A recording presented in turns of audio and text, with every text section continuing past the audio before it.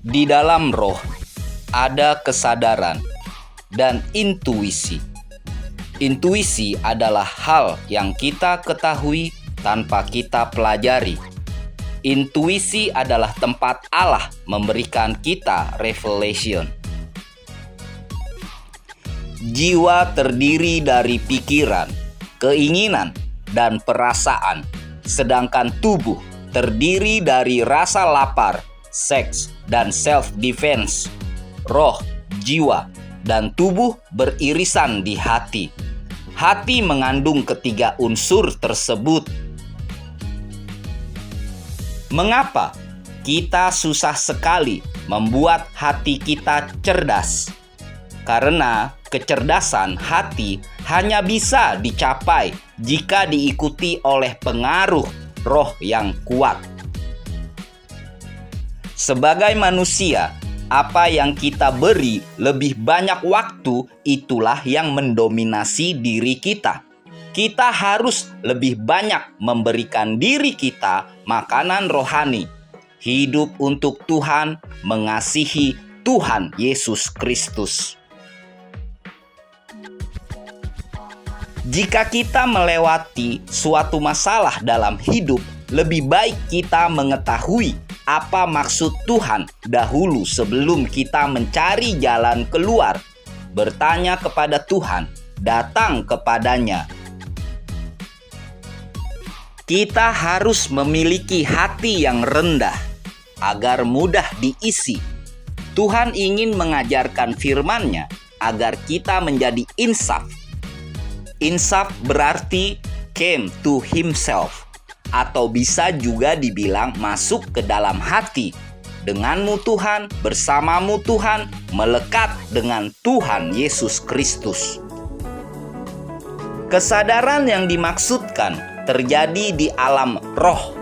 Kita harus sadar bahwa Tuhan sedang mengajarkan kita sesuatu.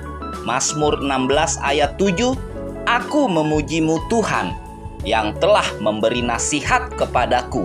Ya, pada waktu malam nuraniku mengajari aku. Hati kitalah yang bisa mengajari kita apa yang Tuhan maksud. Kemampuan untuk menangkap apa yang Tuhan sedang ajarkan. God's plan might change, but His purpose never change.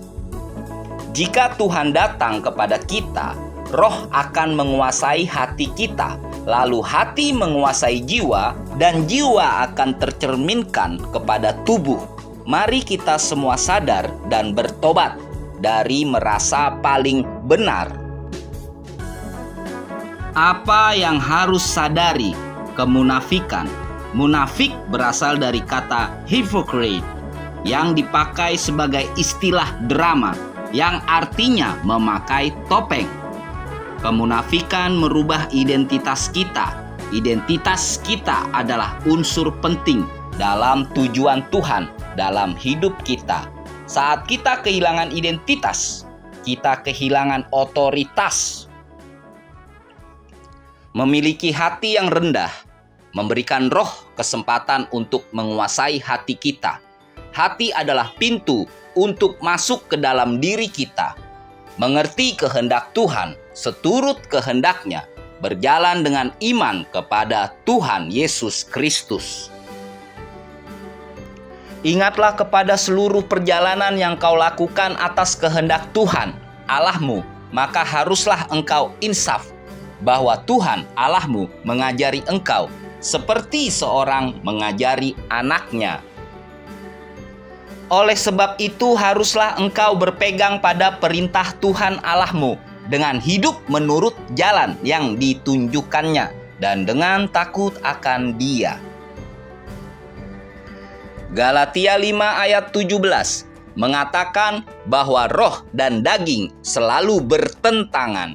Roh dan tubuh tidak bisa beririsan sendiri tanpa hati. Kita tidak melakukan apa yang kita inginkan karena kita selalu mengikuti roh atau daging.